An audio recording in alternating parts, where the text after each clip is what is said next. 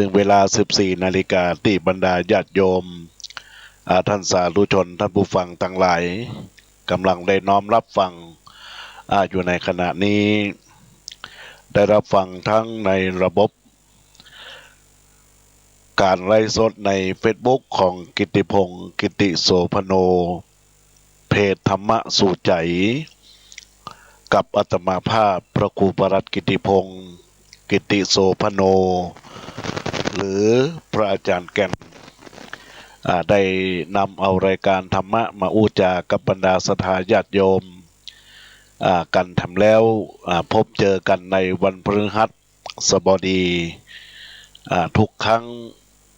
ในเวลาตั้งแต่เวลา 13 นาฬิกาถึงเวลา 14 นาฬิกา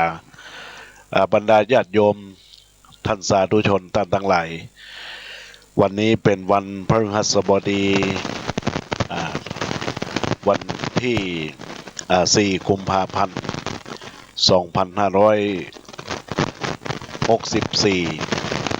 2564ได้เข้ามาถึงกับบรรดาศรัทธาญาติโยมถือว่าเป็นเคลื่อนไปทั้ง2 เดือนในปีพุทธศักราช 2564 นี้นะญาติโยมตั้งแต่หลายซึ่งวันเวลานั้นก็มีความเคลื่อนไปตามหลักของธรรมชาติที่เฮาตามต่างหลายได้อยู่ร่วมกันให้มีความผาสุกอยู่ในอกในใจของมูลศรัทธาญาติโยมเฮาตามต่างหลายนะญาติโยมซึ่งในวันพฤหัสบดีในชั่วโมงนี้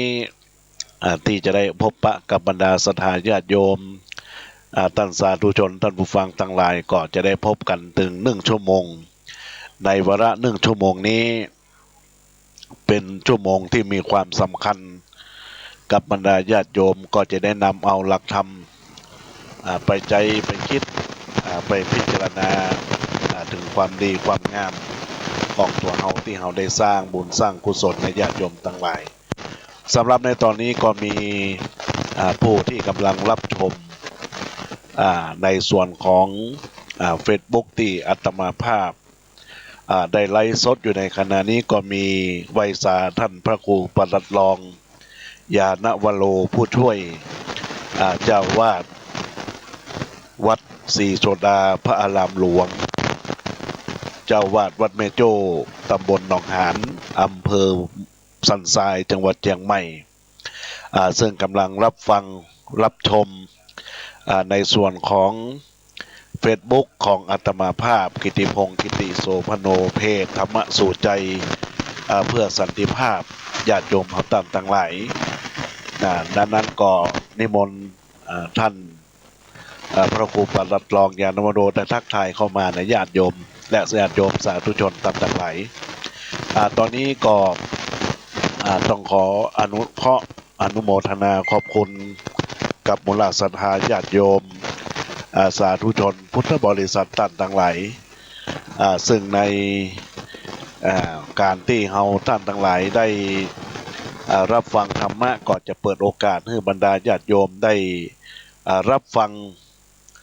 เสียงไปแล้วเป็นจะได้ก่อโทรศัพท์เข้ามาอุจจาได้ในรายการที่เบอร์โทรศัพท์096262964บรรดาญาติโยมก็สามารถที่จะโทรศัพท์เข้ามาอุจจากับบรรดาศรัทธาญาติโยมโดยอาตมาภาพก็จะได้เปิดสายรับหน้าไมค์ได้ญาติโยมทั้งหลายเสียงขึ้นเสียงวิทยุเป็นจะได้พ่องก็นำมาอุจจาในญาติโยมต่างหลายบรรดาญาติโยมท่านสาธุชนท่านผู้ฟังท่านทั้งหลายในสัปดาห์นี้ซึ่งอาตมาภาพได้จัดรายการในห่วงเวลาในส่วนของการเป็นอยู่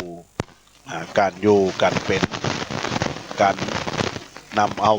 หลักธรรมะได้สัปดาห์ที่แล้วคือช่วงของวันที่อังคารที่ผ่านมาได้จาในเรื่องของเก้ายาพาคือซุกก็วันนี้ก็คงจะได้มา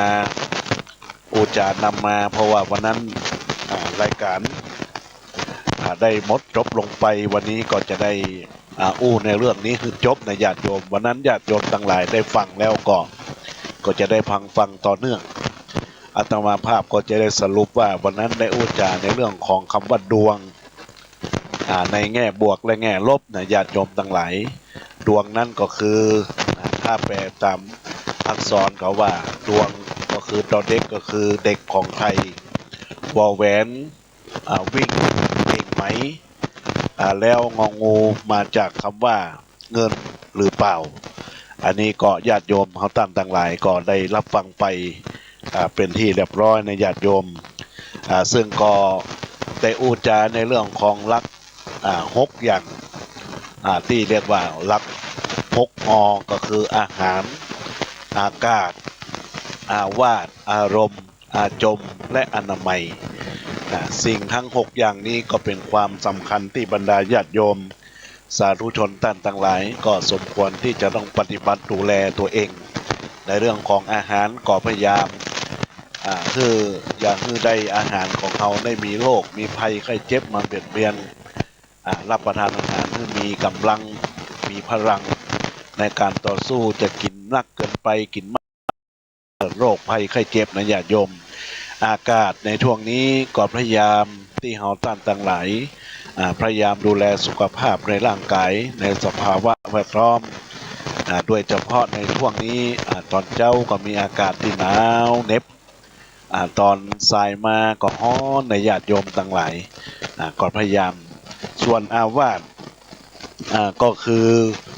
ที่อยู่อาศัยที่มีความแออัดก็พยายามเพื่อจะได้มีความสกปรกนะก็พยายามดูแลในลักษณะร่างกายของตัวเองในญาติโยมของท่านทั้งหลายซึ่งในโอกาสนี้ก็ได้อุจากับบรรดาศรัทธาญาติโยมสาธุชนท่านผู้ฟังของท่านทั้งหลายซึ่งในวาระโอกาสนี้ก็ถือว่าญาติโยมสาธุชนเฮาท่านทั้งหลายได้รับฟังไปนะก็เรื่องของในส่วนของการสร้างความดีเรื่องของอารมณ์ก็เป็นสิ่งสำคัญพยายามพูดดีปฏิบัติดีปฏิบัติชอบนะอาจมก็คือพยายามอย่าไปถึงเวลาออกก่อนจะมีความอึดอัดนะญาติโยมทั้งหลายแล้วก็ด้านอนามัยให้ญาติโยมนั้นมันดูแลสุขภาพในช่วงนี้ในโรคภัยไข้เจ็บนะญาติโยมก็เป็นสิ่งสำคัญที่เฮาต้านทั้งหลายจะต้องดูแลโรคภัยไข้เจ็บที่เกิดขึ้นในญาติโยมตอนนี้ก็มีท่านพระครูปลัดรองยานวโรได้อุจากับรายการว่าสบายดียามบ่ายครับชัดเจนดีฟังสบายไว้สาหลวงพ่อพระครูสุมนวรกิจได้เข้ามาสาธุส่งสติกเกอร์เข้ามาในระบบสาธุก็อนุโมทนาขอบคุณกับหลวงพ่อพระครูสุมนวรกิจเจ้าวาดวัดศรีไสมูลหนองไข่เตบดาเจ้าเนอที่ได้นำเอายังส่วนของกาละที่เราเรียกว่ามาเจนจาอุจาในรายการธรรมะในโอกาสนี้นะญาติโยมท่านสาธุชนท่านทั้งหลายแล้วก็สิ่งสำคัญที่นำอุจากับบรรดาศรัทธาญาติโยมในห่วงที่เกิดขึ้นในส่วนของบุญกิริยาปฏิบัติที่เกิดขึ้นกับตนตัวมูลศรัทธาเกี่ยวกับการประพฤติปฏิบัติที่เฮาท่านทั้งหลายได้กระทำบำเพ็ญที่เกี่ยวข้องกับการเป็นอยู่ของในการที่เฮาท่านทั้งหลายได้รู้รักเมื่อมีความสามัคคีประเทศไทยจะได้อยู่รอดทั้งชาตินี้ต่างจำเป็นกันได้อมตะทำควรจำใส่ใจองค์พระจอมไทยพระทรงตัดเตือนไว้ว่าโกทังคัตตัวสุขังเสติข้าความโกรธได้ก็จะอยู่เป็นสุขในญาติโยมของท่านทั้งหลายตอนนี้หลวงพ่อพระครูสมุวิทุวัฒน์ท่านได้ข้อความมาเกี่ยวกับระบบไมค์ของอาตมาภาพเดี๋ยวขอญาติโยมทั้งหลายได้ เซตใหม่กับเนื้อญาติโยมทั้งหลายเพราะว่าตอนนี้มีเสียงเข้ามาก็พยายามเช็คกัมเดียวในญาติโยมทั้งหลายขอสุมาภัยกับบรรดาญาติโยมท่านสาธุชนท่านทั้งหลายตัวเอง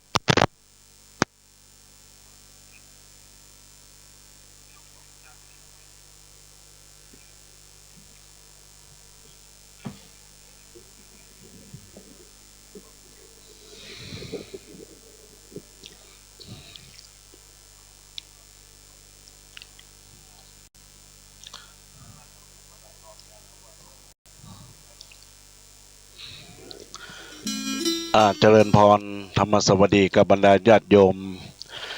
แห่งคลำเขานึ่งเนื้อตอนนี้ได้เช็คในระบบเรียบร้อยแล้วก็คงจะได้อุจากับบรรดาศรัทธาญาติโยมต่อไปรู้สึกว่าเสียงเข้าเสียงออกทางระบบของอาตมาภาพคงจะมีปัญหาก็จะพยายามจัดรายการไปโดยบ่ได้ผ่านระบบเสียงมิกก่อนจะได้ปรับเปลี่ยนสายแป๊บหนึ่งในญาติโยมทั้งหลาย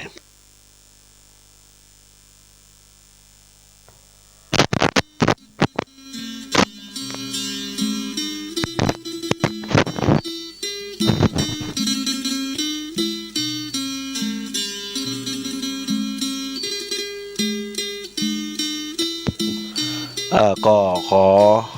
ธรรมสวัสดีกับบรรดาญาติโยมท่านสาธุชนท่านผู้ฟังท่านต่างหลายแถมครั้งข่าวหนึ่งต้องขออภัยที่ได้หยุดเสียงไปตะกี้นี้ก็เซตในระบบของในการจัดรายการธรรมะตีของทางอาตมาภาพได้จัดอยู่ตอนนี้เสียงสายก็คงจะจนกันก็พยายามปรับเปลี่ยนในญาติโยมทั้งหลายดังนั้นแล้วก็ญาติโยมท่านต่างหลายก็พยายามที่จะให้ระบบเสียงนั้นให้มีบ่ให้มีเสียงรบกวนเนี่ยบรรดาญาติโยมเพราะฉะนั้นก็ต้องขอ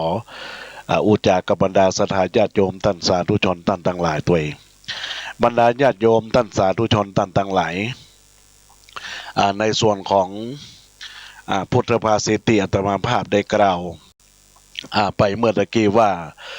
โกทังคัตตัวสุขังเสติฆ่าความโกรธได้จะอยู่เป็นสุขโกทังคัตตัว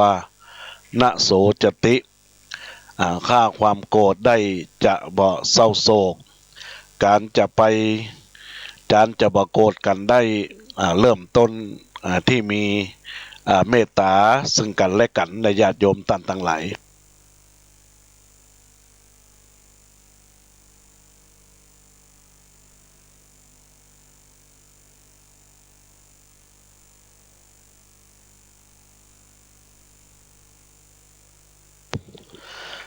เมื่อเรามองกันในแง่ดีก็จะพบแต่ความดีของกันและกันมองโลกในแง่ดีก็จะพบความดีที่มีอยู่ในโลกมองคนในแง่ร้ายก็จะเจอแต่เรื่องร้ายๆที่อยู่ในคนทำให้จิตใจเศร้าหมองบ่ผ่องใสท่านจึงกล่าวว่ามองโลกด้านดีมีผลเห็นคนอื่นดีมีค่าปลูกใจให้เกิดศรัทธาตั้งหน้าทำดีมีคุณมองโลกด้านร้ายกายกับใจรับแต่เรื่องเครื่องขุนเหนื่อยนายเลิกร้างทางบุญแน่เอ่ยบรรดาญาติโยม สาธุชนท่านผู้ฟังท่านต่างหลายในโอกาสนี้ก็ต้องขอกล่าวถึงเรื่องของการมองคนในแง่ดี ก็จะเป็นสิ่งที่เฮาท่านต่างหลายสร้างคุณงามความดี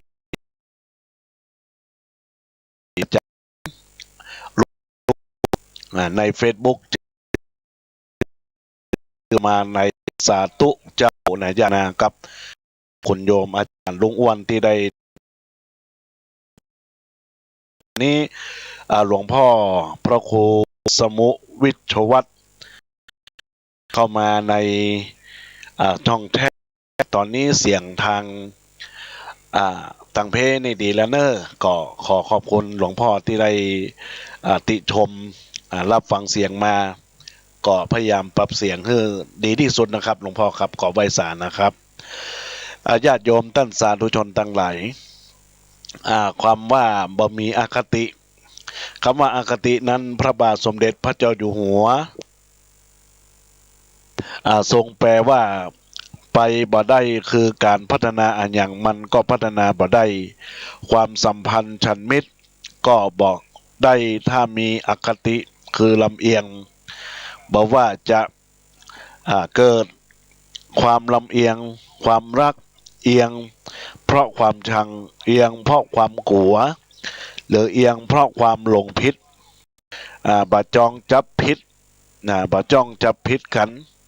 คืออยู่ด้วยความไว้วางใจบระแวงกันทุกคนในหน่วยงานก็คือพวกเฮาเป็นคนครอบครัวเดียวกันในบ้านในเมืองของเฮานี่แหละมีปัญหาอยู่อย่างหนึ่งที่บอกเคยมีไขแก้ไขได้แต่พระบาทสมเด็จพระเจ้าอยู่หัวในรัชกาลที่9ของเฮาจนกระทั่งรัชกาลปัจจุบันพระองค์ก็ทรงแก้ได้นั่นก็คือทรงแก้ปัญหาระหว่างชาวเขากับชาวเราทรงทำชาวเขาให้เป็นชาวเราแต่ก่อนที่เจ้าหน้าที่ของรัฐขึ้นป่าขึ้นเขาขึ้นดอยบ่ได้คนป่าคนดอยก็ลงมาพื้นล่างบ่ได้แต่พระบาทสมเด็จพระเจ้าอยู่หัวพระองค์ก็ทรงทำให้ชาวนาให้เป็นชาวเราทุกคนเป็นคนไทยเหมือนกันหมดบริษยาคนขี้อิจฉาริษยาเห็นใครดีเกินหน้าเกินตาแล้วก็ทนบ่ได้แต่องค์สมเด็จพระสัมมาสัมพุทธเจ้าพระองค์ทรงตรัสไว้ว่า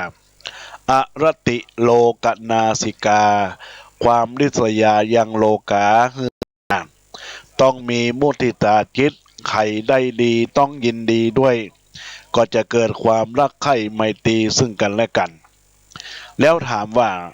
ความโกรธหรือว่าความร้อนเกิดขึ้นในใจเฮาจะมีวิธีระงับอย่างไรประการที่1ก็คือนับถึง10 2นึกถึงความดีที่เคยมีต่อกัน3นึกว่าเขาบ่สบาย4นึกว่าดีกว่านับถึง10ในญาติโยมทั้งหลายใครมาด่ามาว่าเฮาก็พยายามนับในใจนับถึง10ไปเรื่อยๆบอกให้หายในใจเฮาก็นับ1 ถึง 100นับ1 ถึง 100บอกหายก็คือนับ1 ถึง 1,000แต่ว่าวิธีนี้ก็ยังรับประกันบ่ได้เพราะจะนับ1 ถึง 10 ถึง 100ได้มันก็จะต้องดูคู่ต่อสู้เสียก่อนนึกถึงความดีที่เคยมีต่อกันเอาความดีมาชั่งตรองจะช่วยผ่อนคลายความโกรธเกลียดลงได้นึกว่าเขาบ่สบายก็คิดว่าเขาบ่ปกติเขาบ่เป็นอย่างนี้แต่นี่เขาผิดปกติเขาจึงเปลี่ยนไปอภัยก็จะเกิดขึ้นนึกว่าดีกว่าก็คือนึกว่าดีกว่ามันจะเลวร้ายไปกว่านี้พระภิกษุรูปหนึ่งชื่อว่าพระปุณณะท่านจะไปจำพรรษาที่บ้านแห่งหนึ่งชื่อว่าบ้านสุนาปรันตปะบ้านนี้มีแต่คนปากหายใจพระพุทธเจ้าเก่งว่าพระปุณณะจะทนบ่ไหวจึงทรง ทดสอบอารมณ์เสียก่อนตัดถามว่าองค์สมเด็จพระพุทธเจ้าตรัสว่าบ้านนี้มีแต่คนปากร้ายถ้าเขาว่าเธอจะทำอย่างไรพระปุณณะก็ว่าข้าพระองค์คิดว่าดีกว่าพระพุทธเจ้าค่ะพระพุทธเจ้าก็ว่าดีกว่าจะใดพระปุณณะก็บอกว่าดีกว่าเขาด่าพระพุทธเจ้าว่าเขาด่าล่ะพระปุณณะก็บอกว่าเขาด่าก็ดีเขาตีพระพุทธเจ้าว่าถ้าเขาตีล่ะพระปุณณะก็บอกว่าข้าดีกว่าเขาฆ่าพระพุทธเจ้าว่าเขาฆ่าเธอล่ะพระปุณณะก็บอกว่าก็ดีกว่าข้าพระองค์ไปฆ่าเขาพระพุทธเจ้าก็สาธุนะอย่างนั้นพระปุณณะก็เธอไปได้นี่แสดงให้เห็นว่าในเรื่องราวครั้งสมพุทธกาลพระพุทธเจ้าก็ทรงมีการตรัสต่อพระสาวกของพระองค์คือพระปุณณะในญาติโยมตั้งหลายพระปุณณะนี้จะไปบ้านแห่งนั้นที่มีคนที่ปากให้ใจให้ว่าให้แต่พระพุทธเจ้าก็ทรงห้ามแต่การที่พระพุทธเจ้าทรงห้ามแล้วก็ถามไต่ถามพระปุณณะพระปุณณะก็ได้ใจเหตุใจผลว่าเขาด่าก็บ่ใจว่าด่าหรอซ้ำดีนะเขาตีก็เขาก็ไม่ได้ตีเขาไม่ได้ฆ่าเขาก็เป็นพออันนี้ก็คือในใจมีแต่ความสุขสิ่งที่เขาสิ่งที่มันจะเผชิญเกิดขึ้นในญาติโยมต่างๆหลายญาติโยมท่านสาธุชนต่างหลายเราก็เหมือนกันใครมาด่ามาว่าเราก็นึกดีกว่าแล้วก็คือดีกว่าที่เราจะไปว่าเขาทำร้ายเขาหรือดีกว่าที่มันจะเลวร้ายไปกว่านี้ตอนนี้ก็มีญาติโยมในเฟซที่ชื่อว่าฟุกฟิกบันไตได้ทำการในกล่องข้อความมาก่อนเจริญพรกับคุณโยมฟุกฟิกบันไตแต่มาไหวสาครับก็อนุโมทนาขอบคุณในสิ่งที่ได้เกิดขึ้นในตนตัวของญาติโยมที่ได้รับน้อมรับฟังอยู่ในขณะนี้ในญาติโยมต่างๆหลายก็เป็นบุญเป็นกุศลกับคุณโยมฟุกฟิกที่เป็นเจ้าของร้านก๋วยเตี๋ยวก็ทำกิจการงานทุกสิ่งทุกอย่างทำจังใดได้จะได้ในบุญกุศลที่ได้น้อมรับฟังพระธรรมเทศนาในขณะนี้ก็อนุโมทนาเนอให้ร่ำรวยเฮงเฮงประกอบกิจการงานก็ขอให้สำเร็จทุกประการในญาติโยมบรรดาศรัทธาญาติโยมท่านทั้งหลายเฮาก็เหมือนกันไขมาด่าเฮาไขมาว่าเฮาก็นึกดีว่าคือดีกว่าที่เฮาจะไปว่าเขาทำร้ายเขานะหรือดีกว่าที่มันจะเลวร้ายกว่านี้เพราะฉะนั้นเห็นโทษนะมันก็จะเลวร้ายไปกว่านี้ดังนั้นเห็นโทษของความโกรธเห็นประโยชน์ของเมตตาคนก็จะบอกโกรธต้องแผ่เมตตาเข้าหากันเหมือนดังนักปราชญ์ท่านกล่าวว่าโลโกปัฏฐธรรมพิกาเมตตาธรรมเนี่ยค้ำจุนโลกนะโลกของเฮาเนี่ยญาติโยมตั้งหลายมีแต่จะมีแต่จะอยู่แล้วถ้ามีความเมตตาเมตตาจะทำจะค้ำจุนโลกโสภีเพราะว่ามีความเมตตาโลกโสภาก็เพราะเมตตาได้มีการค้ำจุนโลกพระบาทสมเด็จพระเจ้าอยู่หัวทรงเตือนชาวไทยเมื่อไปนานมานี้นะญาติโยมทั้งหลายท่านทั้งหลายคงจำได้ว่าทรงระวังระเบิดทรงระวังทั้งระเบิดอารมณ์และระเบิดอาวุธซึ่งมีผลร้ายบ่ได้น้อยไปกว่ากันระเบิดอารมณ์ทำให้สังคมแตกแยกระเบิดอาวุธก็ทำให้ทั้งชีวิตทั้งทรัพย์สินพินาศเพราะฉะนั้นระเบิดจะบ่เกิดถ้าถูกคนเมตตาปรารถนาสุขต่อกัน ญาติโยมทั้งหลายทรัพย์สินผู้อื่นอย่าละโมบคำว่าละโมบก็คือโลภมากนั่นเองโลโปธรรมานังปริปันโถความโลภเป็นอันตรายแห่งธรรมทั้งปวงตอนนี้ก็มีคนโยมร้านเปาอะลูมิเนียมกำลังรับชมรับฟังอยู่นี้ก็เจริญพรกับโยมเปาอลูมิเนียมเนอร์กิจการงานธุรกิจฮือได้สำเร็จจงทุกประการตอนนี้ก็ไหว้สา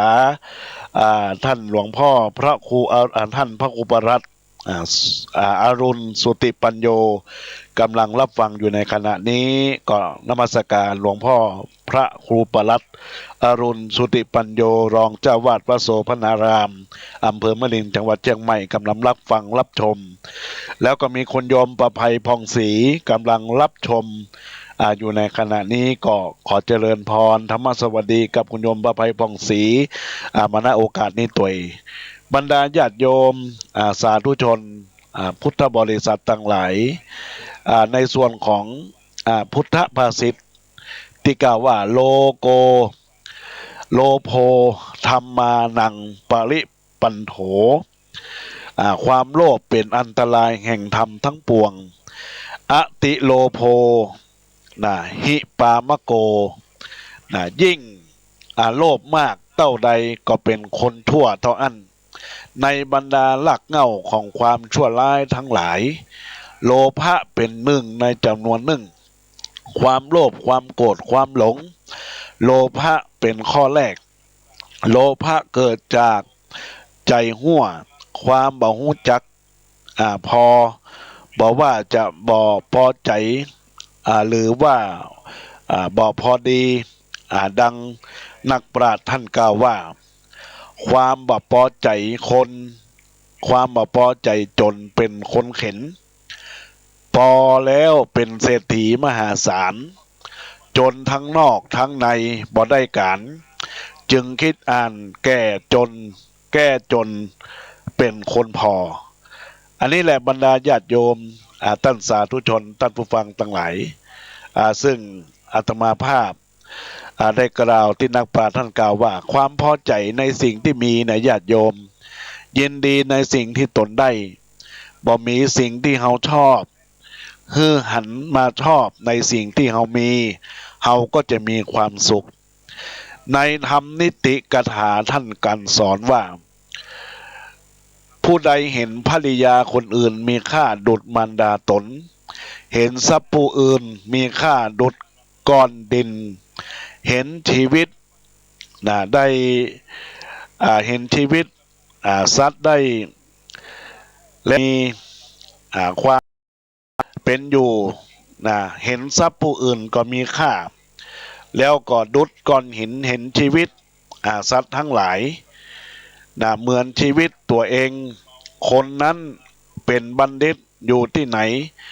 ยังโลกสังคมร่มเย็นเป็นสุขในส่วนนี้ความโลภในญาติโยมทั้งหลายเป็นทางเกิดการแสวงหาในการทุจริตในคอร์รัปชันช่อโกงบังหลวง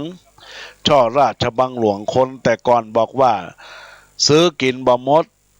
โคตรกินบ่นานแต่เดี๋ยวนี้บางคนเอาไปแผงว่าซื้อกินบ่หมดโคตรกินบ่ได้นานแต่ถ้ากินของราชการกินได้นานไม่มีวันหมดนี่นะ ญาติโยมท่านทั้งหลายจึงได้เกิดทุจริตคอร์รัปชันระบาดไปทั่วทุกหัวระแหง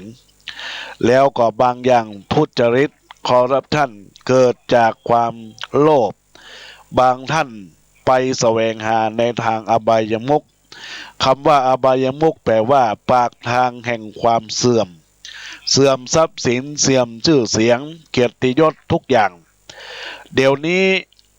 อบายมุขก็มีทั้งทีถูกกฎหมายและผิดกฎหมายอย่างที่กฎหมายรับรองอันนั้นถูกต้องอันไหนกฎหมายบ่รับรองอันนั้นบ่ถูกต้องเช่นหวยมีทั้งใต้ดินมีทั้งระบบ บนดินญาติโยมทั้งหลายอันไหนที่เป็นรัฐบาลรับรองก็ถูกต้องตามกฎหมายก็เรียกว่าลอตเตอรี่อันไหนที่กฎหมายบรับรองชาวบ้านซื้อขายกันเองก็เรียกว่าหวยใต้ดินสามีภรรยามีการระแวงกันนะหรือว่าอย่าระแวงซึ่งกันและกันอันเป็นปัญหาสังคมปัญหาครอบครัวครอบครัวจะบ่แตกแยกก็เพราะว่าบุคคลทั้งสองฝ่ายไว้วางใจคือเกียรติกันซึ่งกันและกันมีความซื่อสัตย์จงรักภักดีและก็มีความหนักแน่นในอกในใจนะแล้วก็เมื่อเฮาได้มีการกระทำในส่วนของ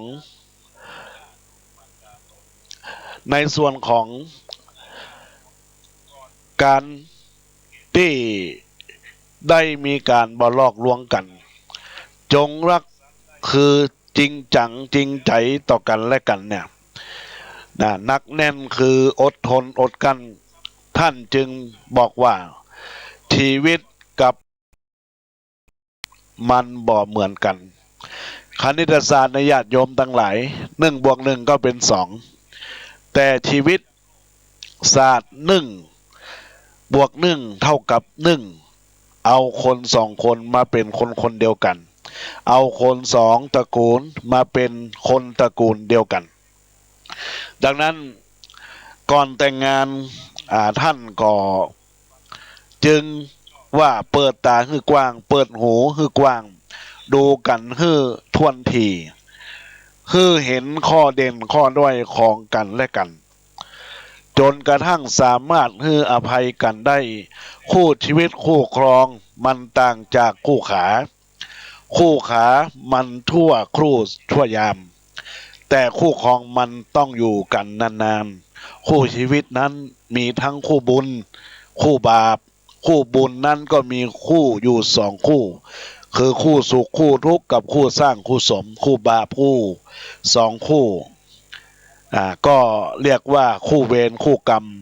กับคู่ร้างคู่ผ่านตอนนี้ก็มีคุณโยมสีทองอุทราหรือว่าในสโลแกนน้องดอกตะล่อมได้เข้ามาว่าสาธุเจ้าฟังอยู่เมื่อโยมฟังแล้วก็ฟังเนื้อหาสาระธรรมเอานำไปประพฤติปฏิบัติในญาติโยมเนอก็ขอเจริญพรธรรมสวัสดีค้าขายก็คือร่ำรวยนะตอนนี้บรรดาญาติโยมท่านสาธุชนท่านทั้งหลายได้อูจาในเรื่องของสามีภรรยาก็อย่าละแวงกันคนไหนที่มีคู่ก็พยายามคือคู่ตัวเองคือเป็นคู่บุญอย่าได้คือเป็นคู่เวรคู่กรรมคู่ล้างคู่ผ่านเนอะญาติโยมทั้งหลายการที่จะเป็นคู่เวรคู่กรรมคู่การคู่ล้างคู่ผ่านนั้นมันอยู่ที่คน2คนพยายามหันหน้าอู้กันด้วยความดีอย่าทำแต่ความหลอกลวงซึ่งกันและกันถ้าหลอกลวงมาซื่อสัตย์สู้ตรงซึ่งกันและกันเนี่ยมันก็เป็นคู่ล้างคู่ผ่านคู่กรรมคู่เวรด้วยกันนะญาติโยมทั้งหลายญาติโยมสาธุชนทั้งหลายคำว่าคู่สุขกับคู่ทุกข์เราลองยกตัวอย่างดูว่าพญาเวสสันดรกับพระนางมัททีเป็นแบบอย่างสุขด้วยทุกด้วยเรียกว่ายามสมบูรณ์ได้ร่วมยศคราอัปยศบ่ขอย้ายไปบ่เป็นทราบหลายสิ่งบ่เป็นหญิงหลายชายคู่สร้างก็คือช่วยกันสร้างฐานะจากสิ่งที่บ่มีคือมันมีและสมกับเหมาะสมกับด้วยประการทั้งปวงแล้วก็คู่เวรคู่กรรมอยู่กันด้วยเวรด้วยกรรมแต่แยกกันบ่ได้เข้าตำราว่าผัวดุเมียหายต่างสายต่างชัดลงศอกตอกมัดกันจ้าละวันผีเฮือนตกใจหนีไกจากบ้าน สาบแจ้งฮือมันและยำอัปรีทำมาหากินบ่มีวันเจริญไอ้พวกเพลิดเพลินผัวผีเมียผี อันนี้เรียกว่าคู่เวรคู่กรรมในญาติโยมท่านสาธุชนท่านทั้งหลายนะแล้วก็คู่ล้างคู่ผ่านในญาติโยมเป็นยังไงนะคู่ล้างคู่ผ่านก็คือทำลายทุกสิ่งที่มีแล้วเฮือหมดไปนะเข้าลักษณะที่ว่าผัวทุบตัวผัวทุบเตาเมียทุบหม้อในญาติโยมทั้งหลายนะเป็นสิ่งที่เราจะต้องมันพิจารณาในสิ่งที่เป็นการอยู่ร่วมกันในครอบครัวสามีและภรรยาดังนั้นแล้วญาติโยมทั้งหลายเพราะฉะนั้นการมีสามีภรรยาท่านจึงบอกว่าต้องเอาอกเอาใจกันนะเข้าอกเข้าใจกันไว้เนื้อเชื่อใจกันเป็นข้าต้องรู้ใจเจ้า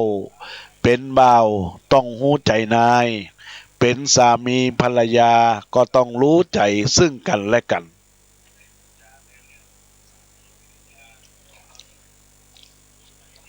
ซึ่งนักปราชญ์ท่านกล่าวว่าเมื่อมีคู่ก็จงรู้ปรนนิบัติและซื่อสัตย์สุจริตจิตนอบน้อมอย่าคิดหายอย่าแยกทำแปลกปลอมมันนอบน้อมเสน่ห์พาสุขอันนี้ก็เป็นเรื่องของสามีภรรยาต่อไปก็เป็นเรื่องของบุตรธิดาอย่าละทิ้งเมื่อเฮาเป็นพ่อเป็นแม่ก็อย่าทิ้งยังบุตรแล้วก็บุตรธิดาของเฮา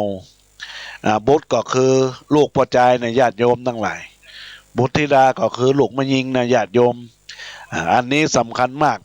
ปัญหาที่ทุกวันที่มันเกิดขึ้นนี้เป็นปัญหาทุกวันนี้เฮาก็ต้องโทษกันไปโทษกันมาคำโบราณ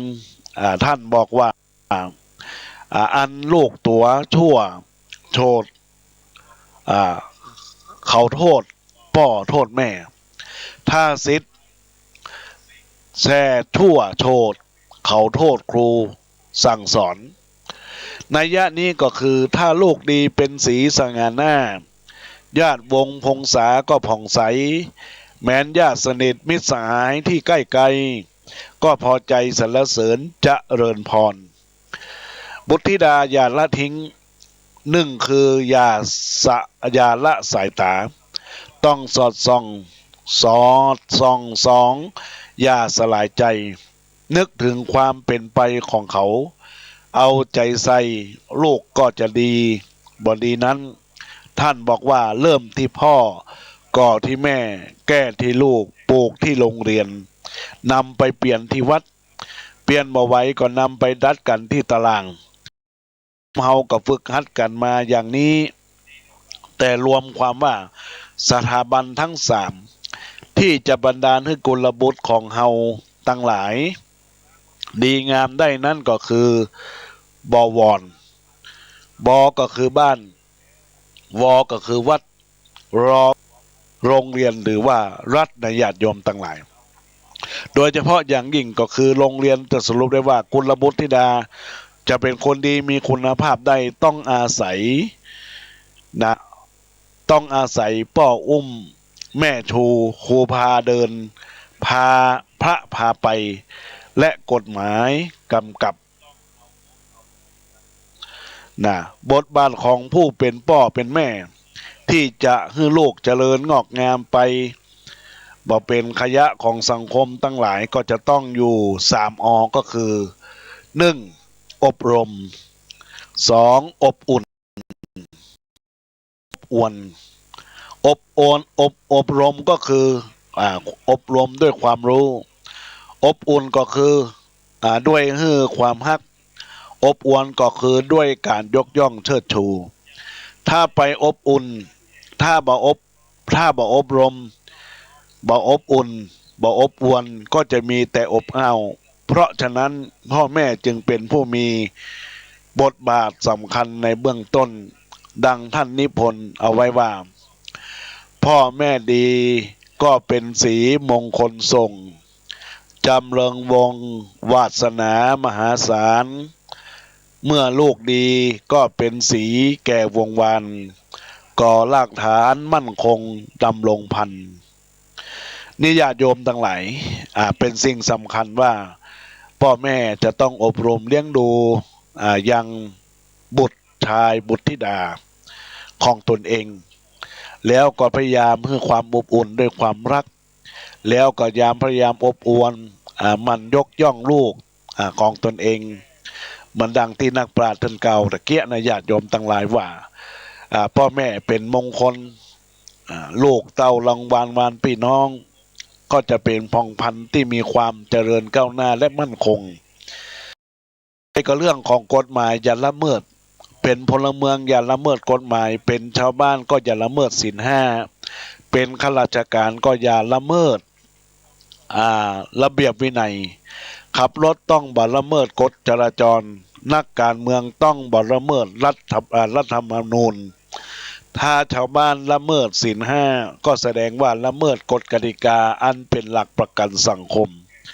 อาตมานึกถึงบาป4ประการญาติโยมทั้งหลายของท่านมหาตมะคันธีมหาบุรุษนักต่อสู้ผู้ยิ่งใหญ่ชาวอินเดียท่านว่า1เล่นการโดยบ่มีหลักการ2หาความสุขสำราญโดยบ่ยั่งคิด3ร่ำรวยเป็นอนิจโดยบ่ต้องทำงานมีความรู้มหาศาลแต่ความประพฤติบ่ดีแล้วก็ค้าขายโดยบ่มีหลักศีลธรรมแล้วก็6วิทยาศาสตร์เลิศล้ำแต่บ่มีธรรมแห่งมนุษย์7บูชาสูงสุดแต่บ่มีความเสียสละนี่เป็นบาป7ประการที่มหาตมะคันธีท่านทรงแสดงไว้สรุปอีกทีว่าคุณสมบัติของท่านทำงานนักปฏิบัตินั่นก็คือความเพียรเป็นสมบัติของนักต่อสู้ความรู้เป็นสมบัติของนักปราชญ์ความฉลาดเป็นสมบัติของนักคบคิดความเป็นระเบียบทุกชนิดเป็นสมบัติของคนดีดังนั้นแล้วญาติโยมท่านสาธุชนท่านทั้งหลายเฮาก็ต้องสร้างผลกุศลที่เกิดขึ้นกับตนกับตัวเองในเรื่องของระเบียบกฎหมายทางสังคมอย่าละเมิดซึ่งกันและกันแล้วบรรดาญาติโยมท่านสาธุชนท่านหลายในธรรมะที่จากได้อู้กับบรรดาศรัทธาญาติโยมวันนี้ก็คงจะได้อู้เป็นตอนสุดท้ายแต่ยังมาจบเนอะในสัปดาห์หน้าวันอังคารเราก็มาต่อกันเพราะว่าเป็นเรื่องยาวที่เรื่องยาวในเรื่องของยา9อย่างในญาติโยมทั้งหลายประการต่อไปก็คือนอนอย่าละเมอนอนอย่าละเมอก็คือบ่ละเมอเพ้อพกบ่เพ้อฝันคนนอนละเมอฝันร้ายเกิดจากเหตุ4ประการ1บุพนิมิตตะกอนใจเรื่องในอดีตมันฟุ้งขึ้นมาจิตนิวรณ์ก็คือจิตใจผูกพันอยู่กับเรื่องอันหยังละและก็ลืมบ่ได้เทพสังหรณ์ก็เป็นเทวดามาบอกเหตุธาตุกำเริบก็คือกินมากเกินไปเกินขอบเขตจึงเป็นเหตุให้ไฟธาตุกำเริบเพราะฉะนั้นนอนอย่าละเมอต้องแก้ด้วยการสวดมนต์ไหว้พระกรวดน้ำเมตตาแผ่เมตตาทำจิตใจสงบใจสบายรับก็มีความสุขตื่นก็เป็นสุขอานิสงส์ของเมตตาท่านพรรณนาไว้กับว่าคนที่มีเมตตาเป็นอาวุธสีหน้าผุดผ่องแย้มและแจ่มใสหลับเป็นสุขลุกตื่นก็ชื่นใจและจะไม่ฝันร้ายสบายดีอันนี้ญาติโยมทั้งหลายวันนี้อาตมาภาพได้อุจากับบรรดาศรัทธาญาติโยมท่านสาธุชนท่านผู้ฟังทั้งหลายในเรื่องของการอย่าโกรธมองโลกในแง่ดีญาติโยมทั้งหลายแล้วก็เรื่องของทรัพย์สินผู้อื่นก็อย่าระโมบแล้วก็เรื่องของบุตรธิดาก็อย่าละทิ้งแล้วก็กฎหมายอย่าละเมิดในญาติโยมเรื่องสุดท้ายของวันนี้ก็เป็นเรื่องของนอนอย่าละเมอแล้วก็ยังเหลือ แถม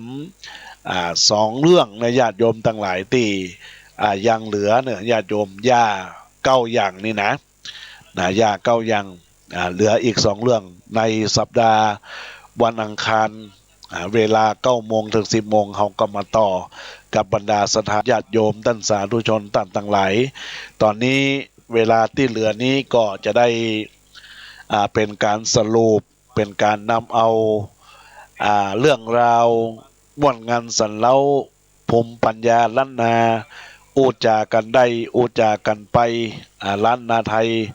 เฮามีความเจริญในญาติโยมสาธุชนของท่านทั้งหลายซึ่งอาตมาภาพก็จะได้หยิบยกเอาเรื่องดีๆที่มีสาระ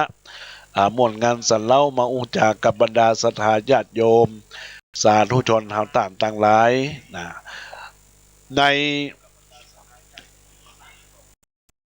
ที่แล้วฝนตกในญาติโยมทั้งหลายฝนตกลงมาอากาศก็เริ่มเย็นมาวันนี้ก็จะอู้เรื่องภูมิปัญญาเรื่องว่าตอนนี้บรรดาญาติโยมที่รับฟังในรายการธรรมะยามบ่ายกับอาตมาภาพพระครูปรัตน์กิติพงศ์กิติโสพโนหรือว่าพระอาจารย์แก่นในขณะนี้นะญาติโยมทั้งหลายอาตมาภาพก็ปล่อยโอกาสให้บรรดาศรัทธาญาติโยมได้โทรศัพท์มาอุจากันในรายการได้ที่ในขณะนี้ที่กำลังจัดรายการที่เบอร์โทรศัพท์0962629694 ญาติโยมได้ฟังอยู่ตังใดได้รับขึ้นฟังอยู่ตังใดก็โทรศัพท์เข้ามาบอกว่าจะเป็นอำเภอเมืองอำเภอสระปีอำเภอหางดงสันปะตองลอยล่อตลอดถึงอำเภอเป้าตลอดถึงอำเภอสันทรายตลอดถึงแม่ริมแม่แตงทั่วมดที่สถานีคืนนี้ได้ไปเปิดพื้นญาติโยมได้ฟังในญาติโยมทั้งหลายก็โทรศัพท์เข้ามาอุจากับสถานีขึ้นวิทยุเพื่อการศึกษาพระพุทธศาสนาและวัฒนธรรม FM 104.50 แมกกะเฮิรตซ์วัดไฟหินกับอาตมาภาพพระครูปรัตน์กิติพงศ์กิติโสปโนหรือพระอาจารย์แก่นได้อุจากันได้ในเบอร์โทรศัพท์ในญาติโยมต่างหลายที่เบอร์โทรศัพท์0962629694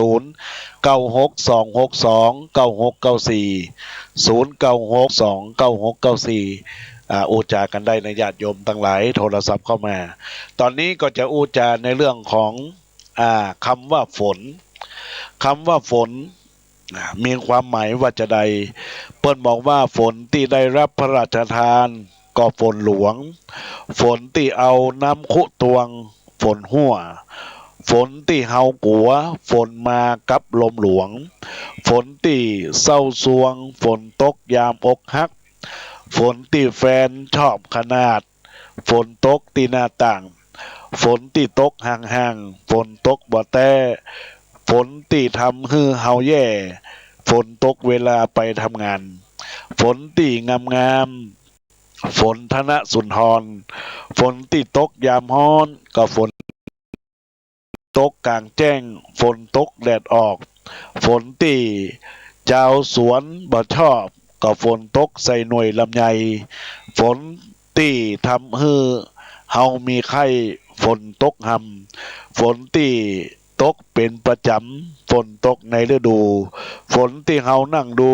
ฝนตกย้อยหลังคาฝนที่ตกใส่แล้วคันนั่นนะก็คือฝนมีกฎฝนที่คนล่นกันสดฝนตกแต่ตกว่าฝนที่ตกใส่นาฝนมีกุลฝนที่เป็นที่ชอบของวัยรุ่นฝนเปียกจุงเบยฝนที่ตกเฉยๆฝนตกหมอกกำปอฝนที่ตกแม่นนั่นนอฝนที่กรมอุตุนิยมแจ้งเตือนญาติโยมสาธุชนท่านผู้ฟังท่านทั้งหลายได้รับฟังในเรื่องของฝนก็ญาติโยม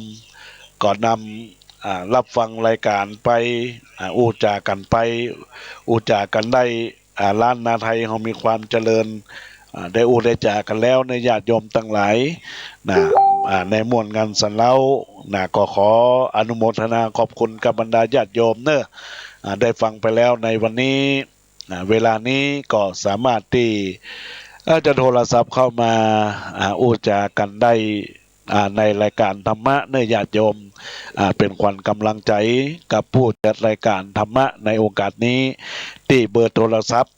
096-262-9694 ในญาติโยมมาต่างหลายซึ่งก็ตะกี้เฮาอู้เรื่องฝนไปแล้วในญาติโยมฝนที่ตกในญาติโยมได้อู้ได้จากันไปแล้วก็เฮาก็วันนี้เฮาอู้เรื่องฝน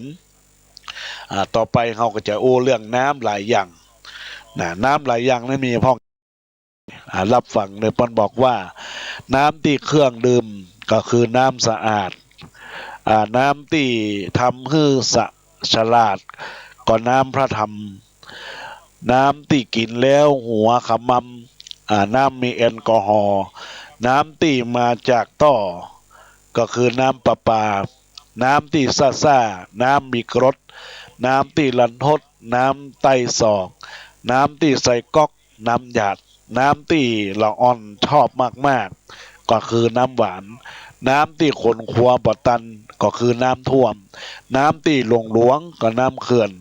น้ำที่เพื่อนก็คือน้ำผสมโซดาน้ำที่ตามห้องนาน้ำเหมืองน้อยน้ำที่ไหลย้อยก็คือน้ำตกน้ำที่สกปรกก็น้ำเน่าน้ำที่ออกมาเพราะเศร้าน้ำตาน้ำที่เป็นดาราก็น้ำระพีพัดน้ำที่เล่นกันนักน้ำสงกรานต์น้ำที่ดำหัวครูบาอาจารย์น้ำที่อยู่บนดอยน้ำติ๊บน้ำที่เฮาหีบก็คือน้ำแบ่งในนาน้ำที่มีเหล้าน้ำโซดานี่แหละบรรดาญาติโยมท่านสาธุชนท่านทั้งหลายได้อูได้จ๋าได้รับมนต์งานสันเล่าพรมปัญญาล้านนาอุจากันได้ล้านนาไทยเขามีความเจริญได้อูเรื่องน้ำฝนได้อูเรื่องน้ำติดใจได้สอยได้อูจบลงไปก็เป็นเรื่องบุญกุศลที่เขาสร้างได้แปลงในญาติโยมท่านสาธุชนท่านทั้งหลายตอนนี้บรรดาญาติโยมท่านสาธุชนท่านทั้งหลายซึ่งกำลังอยู่ในรายการธรรมะยามบ่ายสู่ใจ